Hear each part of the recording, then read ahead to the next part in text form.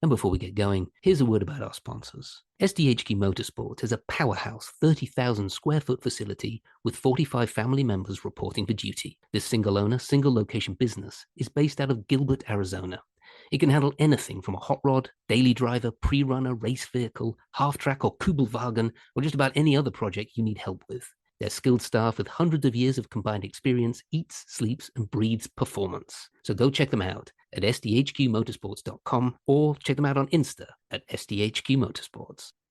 The We Happy Few 506 podcast is brought to you in partnership with the Gettysburg Museum of History, home of the Major Dick Winters collection and the largest assortment of authentic Band of Brothers artifacts in the world. Visit the free museum at 219 Baltimore Street in Gettysburg, Pennsylvania, or at www.gettysburgmuseumofhistory.com, and on the YouTube channel, The History Underground, Facebook, Instagram, and Twitter. Well, hello, and welcome to the We Happy Few 506 podcast, The Nearly Men. That's just me today, but it doesn't matter because I've got an absolutely unbelievable guest. First of all, I'd like to welcome back Bob Farmer from the Living History Group magazine. How you doing, Bob? I'm doing well, Matt. How about yourself, sir? I'm doing pretty good, thank you very much. I'm cuddling up and cold because I live in England and drinking tea out of a bowl because I'm pretentious. So apart from that, all good. I've got a bit of a long intro because you have brought with yourself, a young fellow for a chat. And it's a young fellow by the name of Joe Parish. Joe hails from New Martinsville, West Virginia, and is 98 years young. Sorry, I'm slightly in awe, so sorry if I'm fanboying and stuttering slightly. Joe was a B-17 top turret gunner and engineer with the 351st Bomb Group and the 510 Bomb Squadron during World War II. Yes, we have a genuine master of the air with us, so to speak. Joe, it's an absolute massive privilege and a pleasure. I'm stuttering and mumbling to have you on the show. How are you, sir? I'm having a great day. Oh, yeah? Why are you having a great day? I could be better. I've got some kind of a cough, cold, or whatever. Oh, yeah? But Is it man flu? Do you have man flu, Joe? Is that what it is? I'm going to recover. Unlike me, then, when I get man flu. So, Joe, tell us a bit about yourself. I've got a bunch of questions. Where did you grow up? Where did I grow up? Yeah. In 100 West Virginia, Watson County. Uh-huh. And Okay. went to grade school and high school there. Yeah. When I got out of high school, I hitchhiked to Detroit, Michigan. I got a job at the Little Run Bomber plant making B-24s. How did you hitchhike to Detroit? That's quite a long way, isn't it? Well, it was, but back then, anybody would pick you up. All you had to do is stick your thumb out, and somebody give you a ride. And another boy and I started from 100 West Virginia at about 9 o'clock in the morning, and we got in Detroit about 5 o'clock that evening. Really? And it's amazing. I don't know how many miles it is, but it's about a 6-hour drive. Right. And we got a ride with flatbed trucks, salesmen, all kind of people. And when we got there, we stayed all night in a place called Flatwoods, a suburb of Detroit. And the landlady that rented us a room told us we could get a job any place. So we got a job out at Willow Run, and in a short time, I was 18 years old, and I was drafted. But before you were drafted, Joe, you worked in a plant building B-24s. Am I right? Right. What was your role there? I drove a Ford tractor, moving parts from one area to another, where the parts were needed. I'd drive that Ford tractor and drop off a a wagon load of parts, and they'd use them up, and I'd drag another one someplace else. And We were well behaved young man. oh, I didn't know not to except to behave. Well, But you got worst thing drafted we did, anyway. the worst thing we did, we went to Detroit to the a burlesque theater. We Oh never yeah. heard, we never heard of a burlesque theater. And what? Oh, you got to tell me about that. What happened at the burlesque theatre? That was a that was a fun day. Oh yeah, burlesque We theatre's not hitchhiked fun. every place. We hitchhiked from Ypsilanti, Michigan to Detroit, spent the day, hitchhiked back to Ypsilanti, hitchhiked back and forth to work. Fantastic. It was, So, what year were you drafted? Do you remember? yes,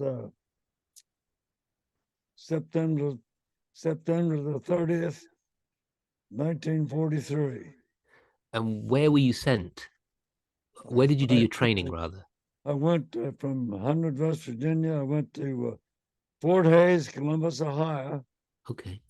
We took a battery of, we took an aptitude test and a IQ test, and we decided which branch of the service we wanted to be in.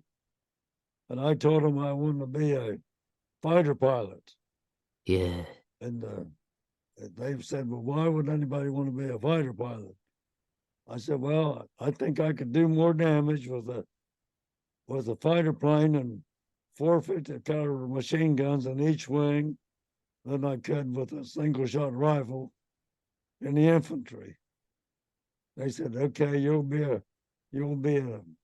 Air Force cadet and you'll go into flight training. Fantastic. Well, we went to basic training for 6 weeks, and by that time there wasn't any openings for us to get into be pilots. So they sent us to basic training for another 6 weeks, and then they told us they had enough trainings and enough pilots in training that they probably wouldn't need any more for the rest of the war. So we had to become mechanics or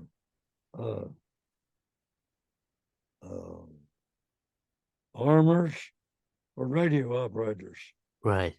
My brother was already in England as a mechanic on B-17, and I chose mechanical school. We got out of mechanic school. They sent us right to gunnery school in Las Vegas, Nevada.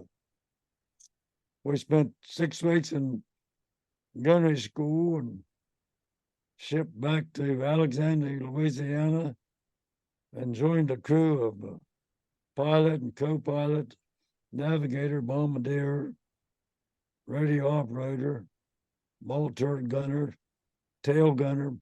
By the way, my tail gunner was 33 years old and 6'3". Oh my. It was a chore for him to get back around the tail wheel and get in the tail. Good Lord. And anyway, we got a new airplane in Lincoln, Nebraska, and I told you about my flight to Valley, Wales. No. That was Leighton was on before, so you can tell that part. Right. Yeah, you can tell it to me. That was later. Yeah. I was late. We flew from Lincoln, Nebraska to Manchester, New Hampshire, Uh-huh. Manchester, New Hampshire to Goose Bay, Labrador. Yes. Goose Bay, Labrador was all snowed in.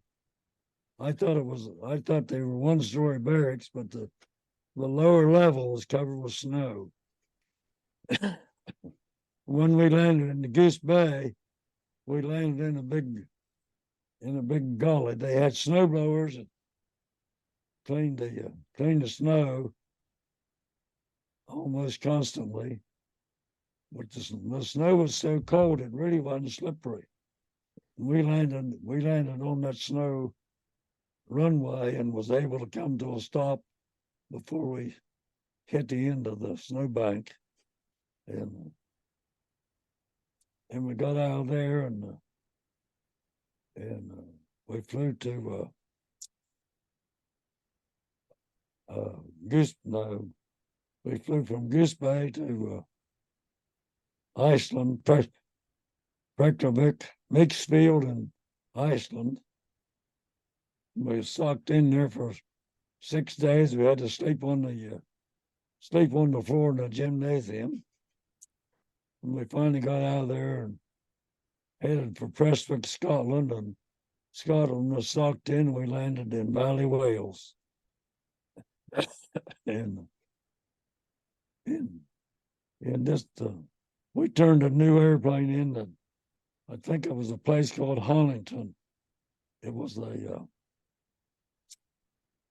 refurbished place. First of all, the B-17s had rubber boots on for de-icer wings on the leading edge, and if that leading edge got torn, you couldn't control the aircraft. So they took those boots off, and they put a isobutyl alcohol solution in tanks, and they sprayed the leading edge of the wings, the controls, so that the pilot could fly the things without icing up. Take drinks when you. We went to we were when we took off for Polebrook, England. The pilot had an envelope. We didn't know where we were going. It turns out we landed in Polebrook, and my brother was already a mechanic. He had been there about a year and a half, and got to be at the same base, which Was your brother? was great for me. Oh, that's great. He worried about every mission. Uh-huh. Uh, When when when did you fly your first mission, Joe? when did I find? First mission. When was your first mission? When did you fly your first mission? First mission was in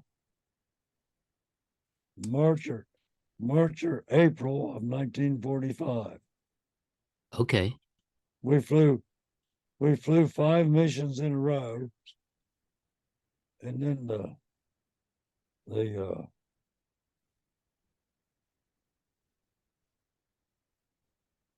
the surgeon general said, give those guys a break. Said they're going to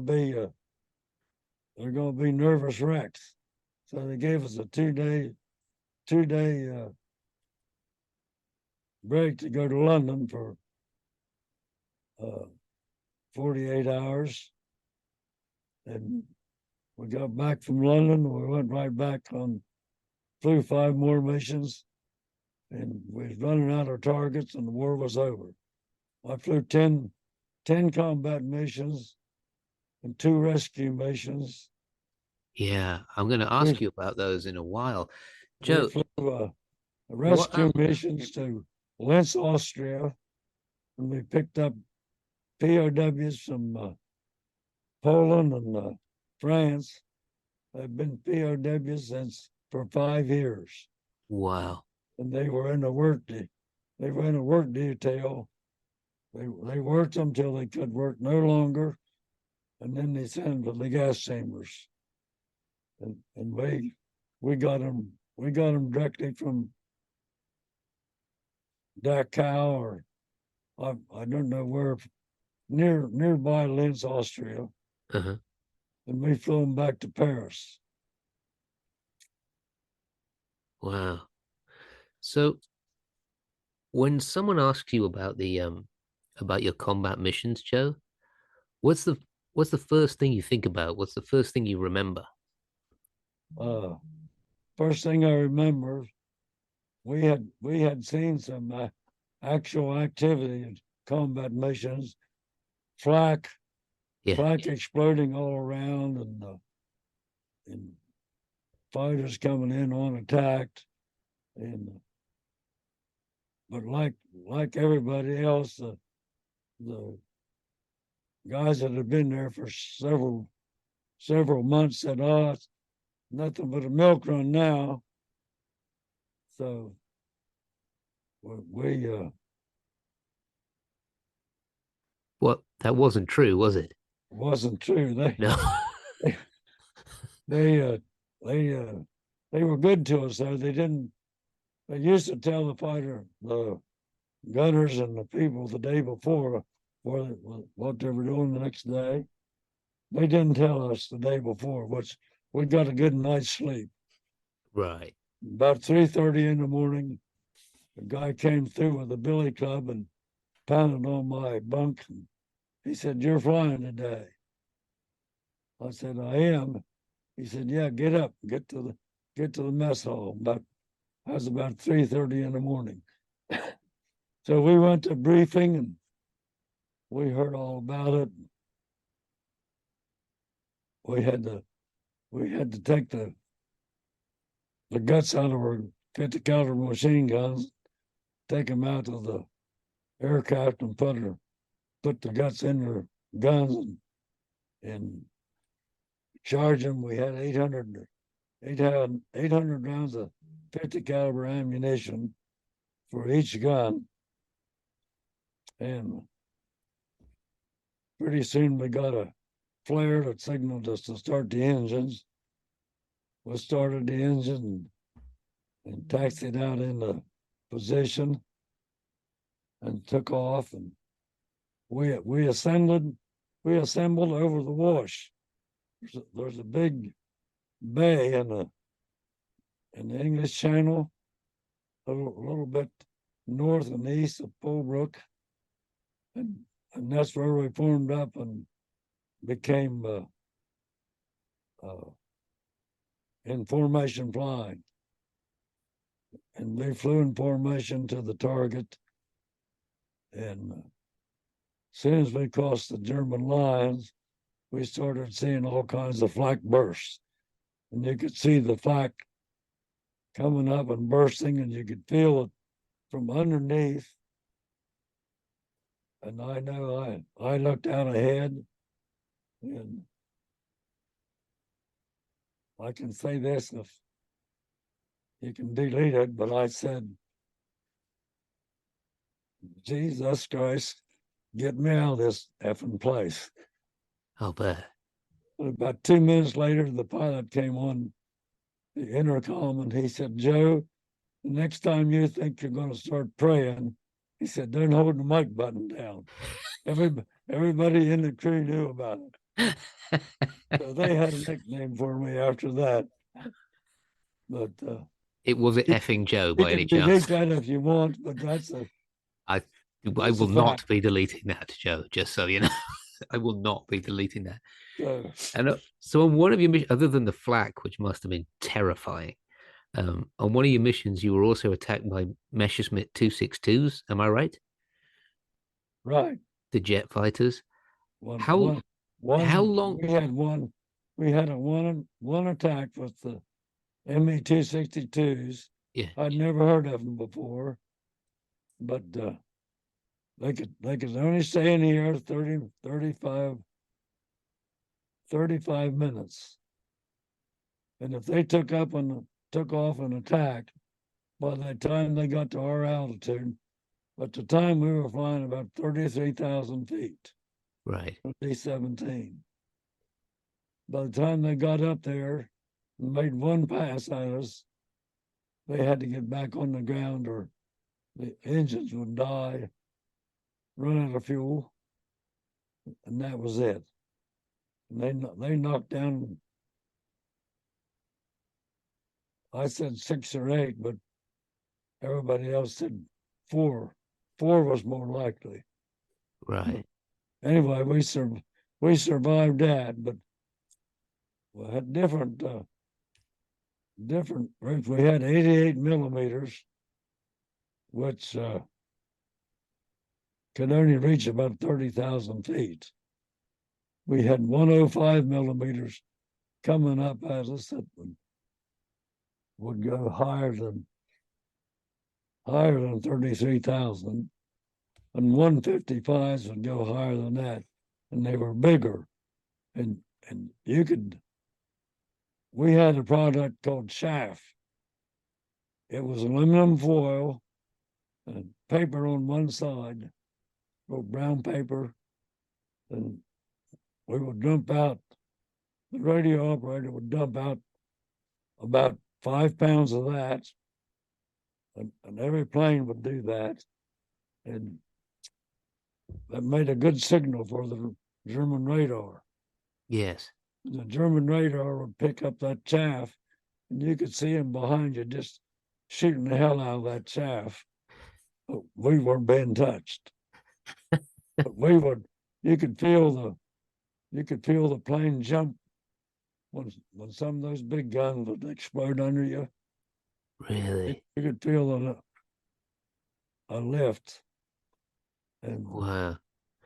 And when you're being attacked by a 262 or whichever plane is coming at you, how long do you have to sight it, take aim, and fire?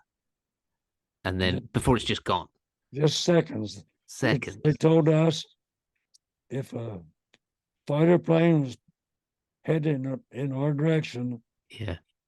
they taught us in training, don't shoot before they were within 1,000 feet. Well, you had a sight in your turret, was a horizontal, and you get it lined up, and you bring the sides into so the wings were touching each side of that vertical, Right. and you was 1,000 feet. They said, don't wait for that. If an airplane heads in your direction, squeeze off a few rounds. Well, a few rounds is a lot. You can't just squeeze off 3 or 4 rounds. You pull the triggers and you get 30 rounds probably. But anyway, we shot at anything that headed in our direction, and they said that would turn fighters away, no matter whether they were friend or foe. They wouldn't head into those blazing guns because they knew they had a good opportunity to be shot down. So anyway, that's how we sweat out the war. We had a couple missions that we either had a cylinder shot out or it just exploded from cylinder head pressure. We had to feather that prop and go on one end or go on 3 engines. And a little bit later, we had to feather another prop because of a runaway prop, and you couldn't control the vibration. So we flew back home on 2 engines, and one of the guys on the plane wanted to land in Switzerland or France, and the pilot said no.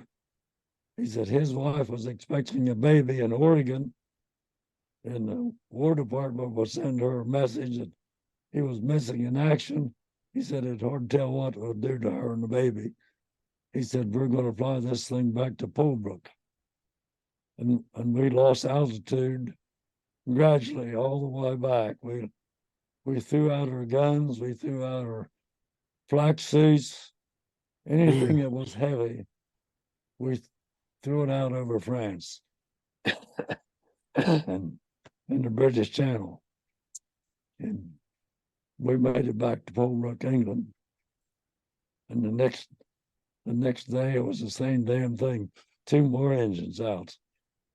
But we made it both trips. So how high were you coming in when you're coming in into England? Well, how much altitude had you lost?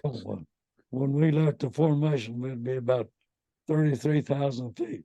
When we crossed the English Channel, we'd be about 2,000 feet. No. When we got to Polebrook, England, we would just be Tree line.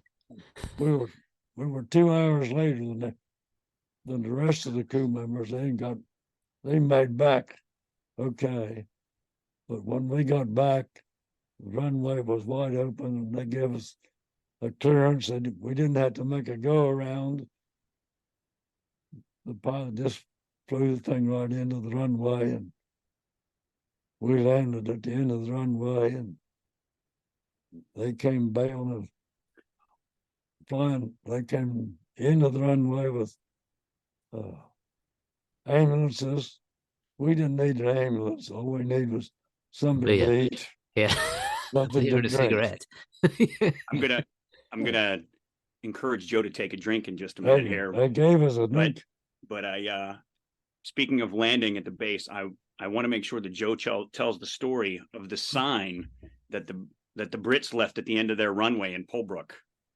Yeah, the end of the runway was a sign on it was a farm fence, Yes. and it said on the end of the runway, just hand painted by a old paintbrush. It said, "If you can read this, mate, you've had it." You know how the English say, "had it"? It said, "If you can read this, mate, you've had it." We could read that damn thing every time we took off. Thanks, fellas. Thanks for pointing that out. So I'll just let Joe have a drink for a second. Do you mind if I pull up a couple of pictures, Matt, for you to look at? I'd love you to pull up a couple want to of ask pictures, questions and okay. Yeah. So, are you seeing that? Yes, I am. That's my brother Bill. Yeah. We went down to London and we went to Rainbow Corner, Right. and the Red Cross took our picture. Really? 1944. That's a fantastic picture. Sorry if you just listen to this as a podcast, but you're going to have to go on our YouTube channel. You got to see this picture. Yeah, well, that's why I don't. I want to show some of these pictures for reference. Just chuck it on. It's fine. A crime not to, but it would be a crime not to. There's some good-looking boys there. Channel. Yeah, here, let me bear with me as I. Yeah, please do. If you're seeing this on the screen, I'll pull this up here real quick. So Joe kept. Why is that not going full size? Do you see this picture of this journal here? No, I'm still on Joe and his brother, boss. Okay. All right. Operator error. Give me a minute. You're the operator, Bob. It's your error. I know. Leighton will just edit that out and I'll look like we're going to leave it in, make it look bad. So, Joe, whilst we're doing this, Joe, I've got another question for you. Okay. So you know the reputation of the Americans over in England. Okay. So you know where I'm going with this. Right. Did the English girls treat you well when you were over there? I think it went very well. I think I'm really proud of Winston Churchill. I'm proud of the British people. In Matt's defense, he asked you about British girls. I did ask you about British girls, but I feel like you're ducking the question, which is very good. They told us we were oversexed, overpaid, and over there. Yes. It's all true. It's all true. My grandmother, her favorite years were the war years and the Americans being over here. Churchill was the greatest, in my opinion. He won the war for the Allies, and the British people really did their part. People were on top of rooftops with buckets of water. If the Germans bombed them for months on end, and they were up there putting out fires, and they did everything to help the war effort. Fantastic. Oh, what have we got now? What are we looking at, Bob? So Joe's sister had a camera that Joe borrowed before he left for training, and he took it with him at training and then took it with him to England. So he has this fantastic scrapbook full of photos that he took during training and during his time in England. Not during missions. You weren't allowed to take it on missions, correct? No. Or would Yeah. you want to at 30,000 No. feet? But some of these photos are just incredible. Just You got a beautiful eye, Joe. Those are really nice pictures. We weren't allowed to carry. We had a 45 automatic, but we weren't allowed to carry them because if we got shot down and the German farmers or the not the Luftwaffe, the army, The Wehrmacht. so if they saw us with a handgun, you'd get killed. So we left the 45 automatics at home in their bunks at the foot lockers in England. Yeah, smart. Our GI clothing in Germany, the Class A uniform, we didn't wear too much except when we went to London. And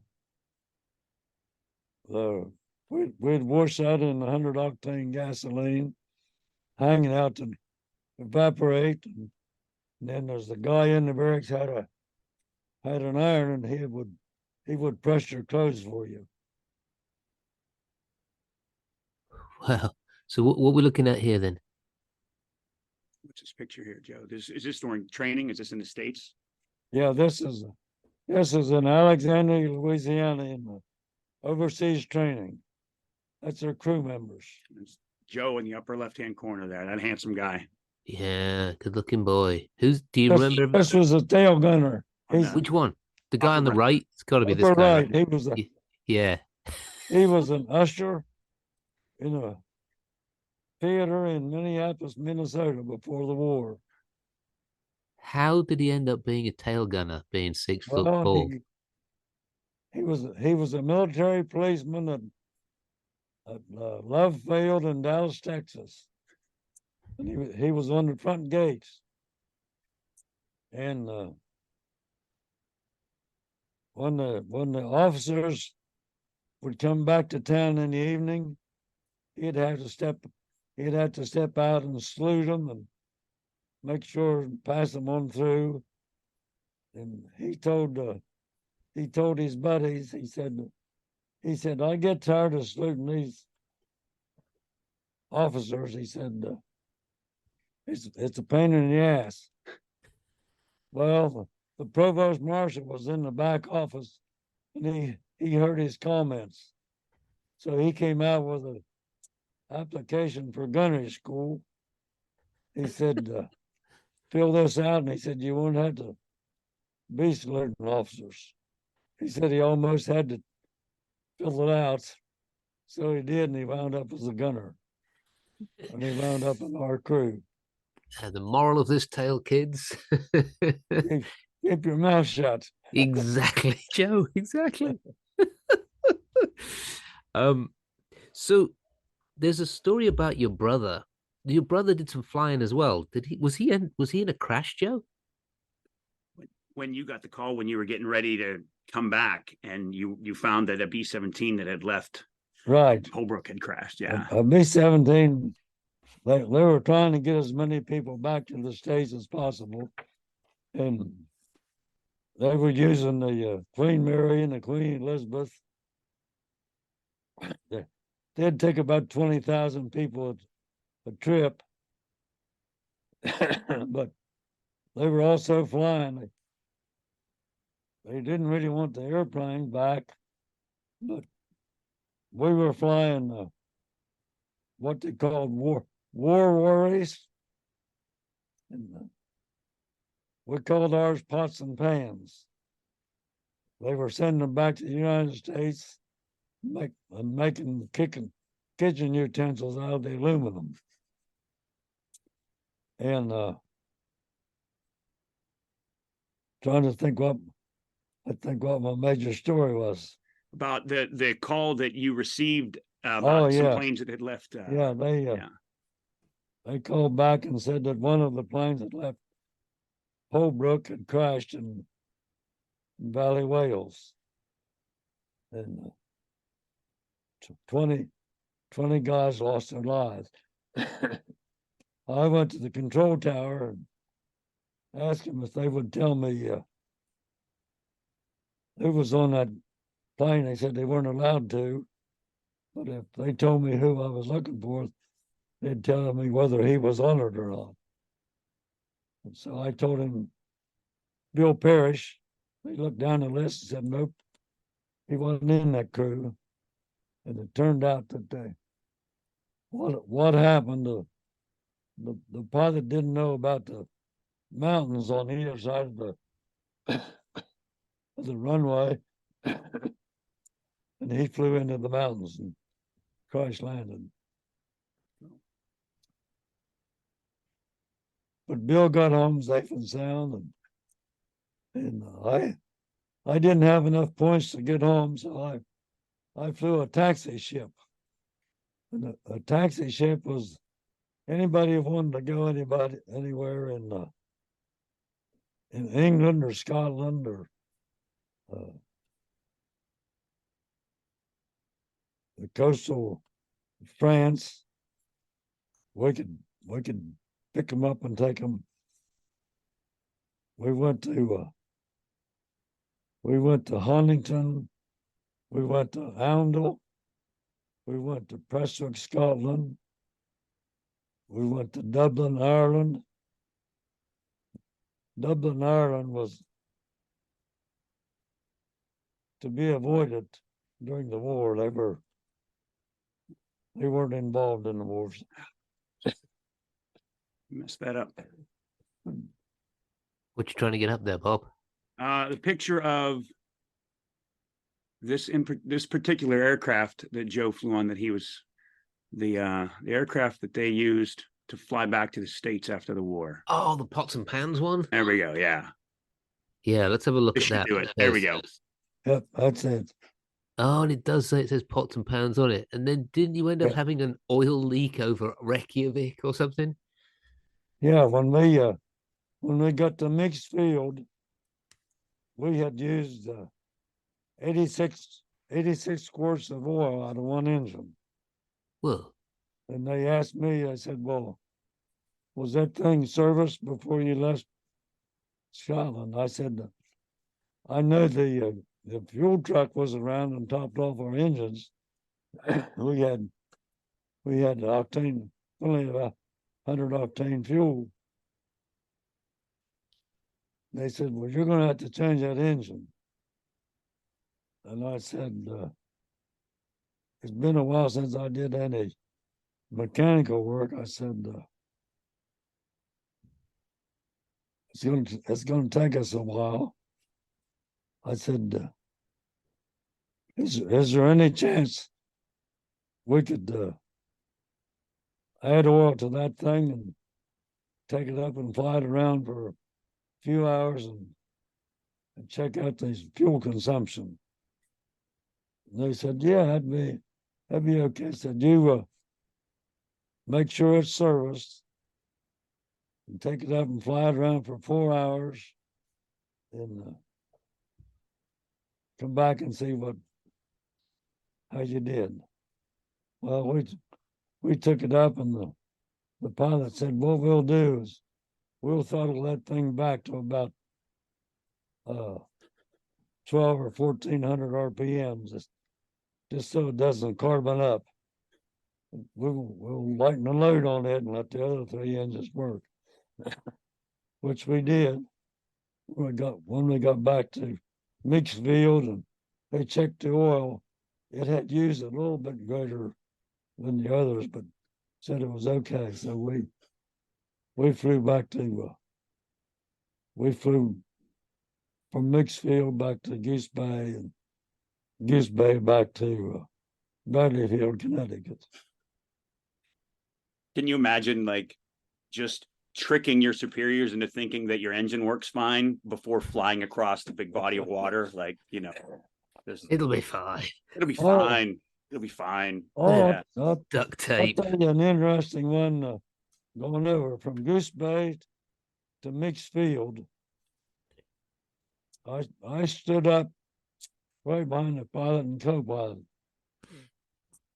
And after so long a time, I thought, it looks like mountains out there. The longer we went, the closer we got to the mountains. And I finally told the pilot, I said, it looks like ice caps out there. He said, Joe, we're flying over the ocean. He said, there's no mountains out there. Well, it turns out the Germans had a signal based in ice, not Iceland, Green Bay, not Green Bay. What the hell is it? Anyway, Greenland.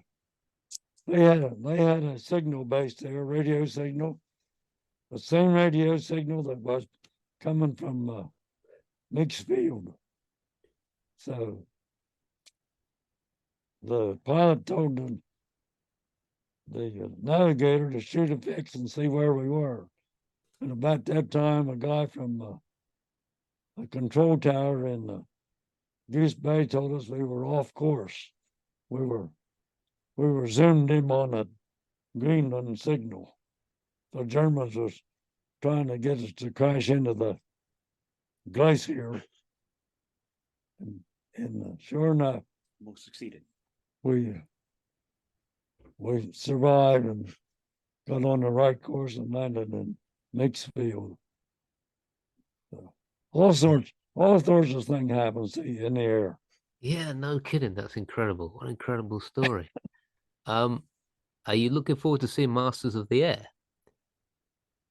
I was going to tell Joe all about Masters of the Air today. So there's a I- television, okay, I read that Masters of the Air. the book. I read the book.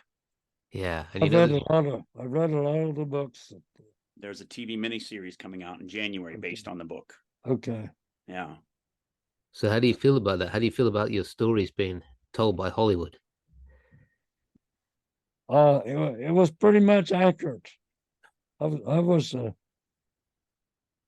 pretty well pleased with it. There's a few things that they wrote about that didn't really happen, couldn't possibly have happened. But other than that, And what do you think about that being made into a movie or a TV series? I think it's great.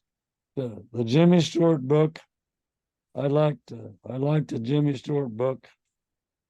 He was down to earth. He flew his combat missions. He was the leader of a lot of combat missions. Yeah, it was.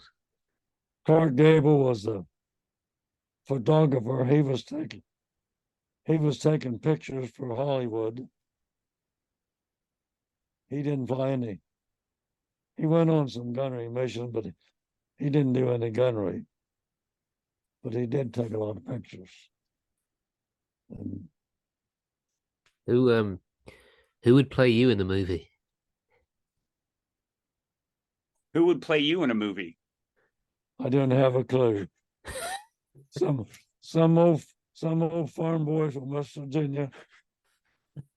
I'm no hero. I just happened to be there at the time. Hey, tell some amazing stories, Joe. Well, listen, boys, I've had you for about 45, 50 minutes. I'm going to round up now and kind of let you go. Say thank you very much. If there's anything else you kind of want to add now, Bob, is there anything that you've been dying to say or anything? That's cool. You can take the lead then. Otherwise, I'll let you head back to your Gatorade and vodka that you're drinking, Joe. That you're pretending is just Gatorade. Clearly isn't. People ask me questions all the time. I never seem to come up with I can't think of names.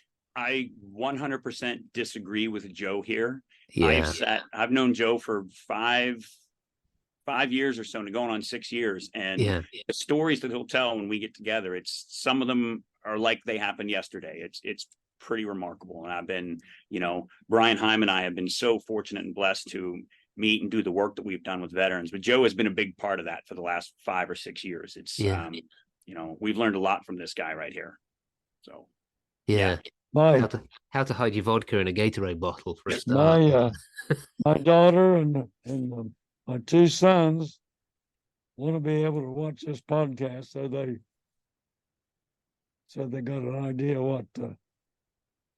Oh well, we'll definitely once it's edited and everything, we'll send it through to Bob.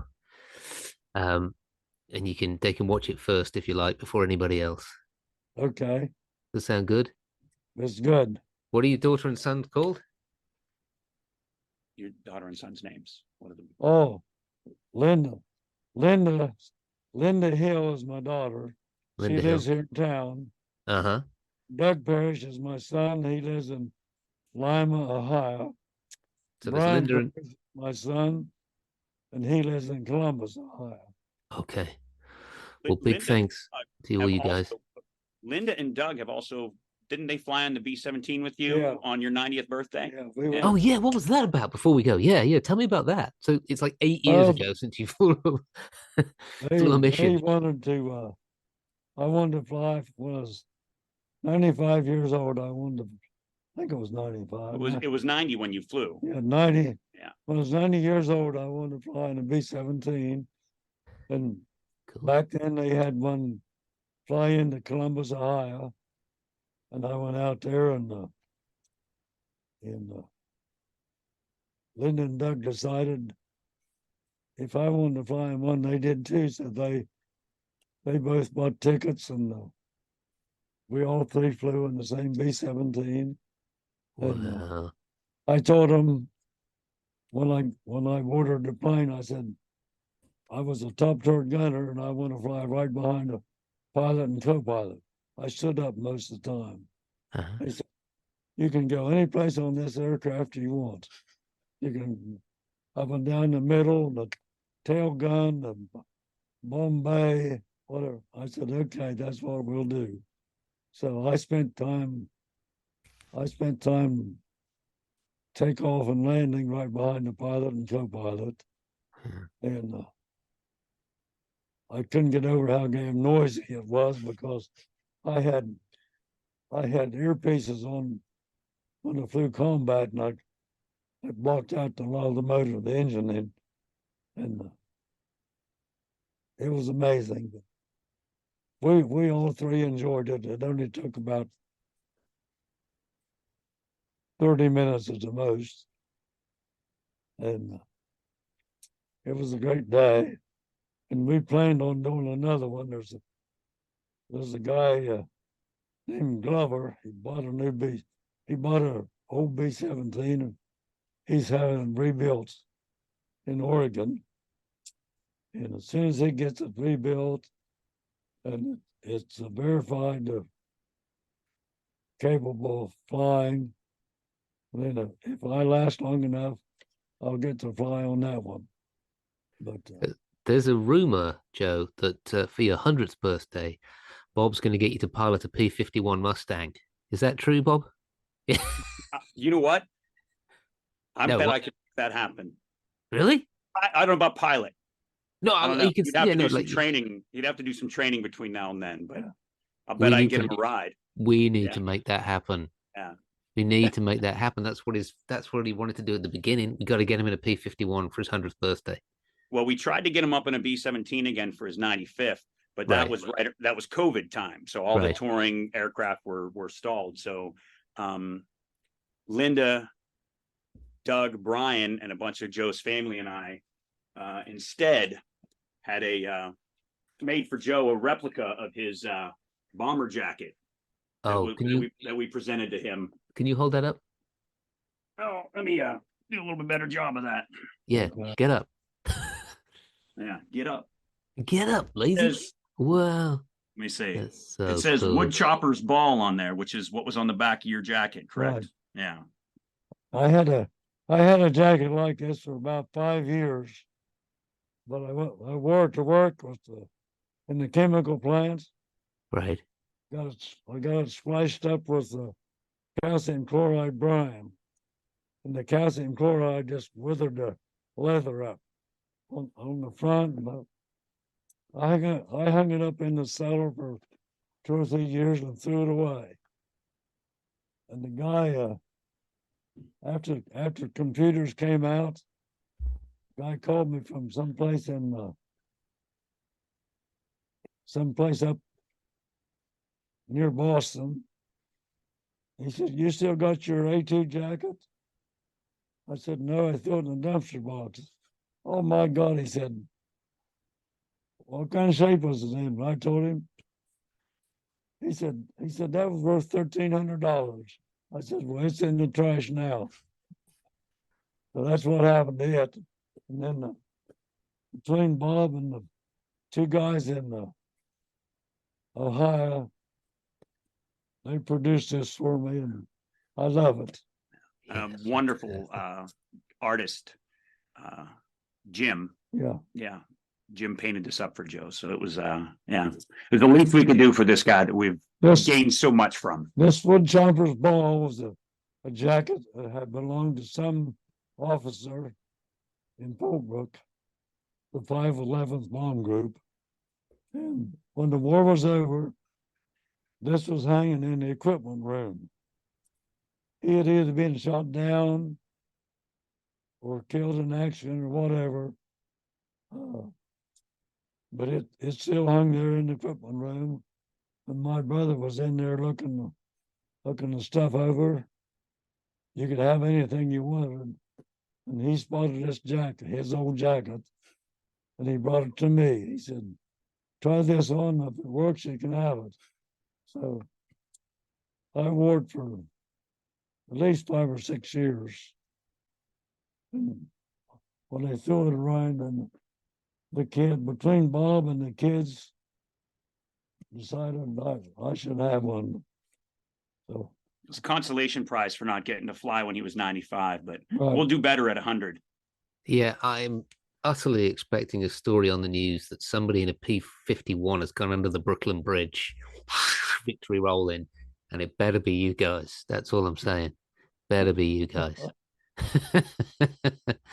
Happy 100th. All right, boys, I'm going to round up and let you go. You might be able to hear my daughter having a meltdown in the background, so I better go and square that away.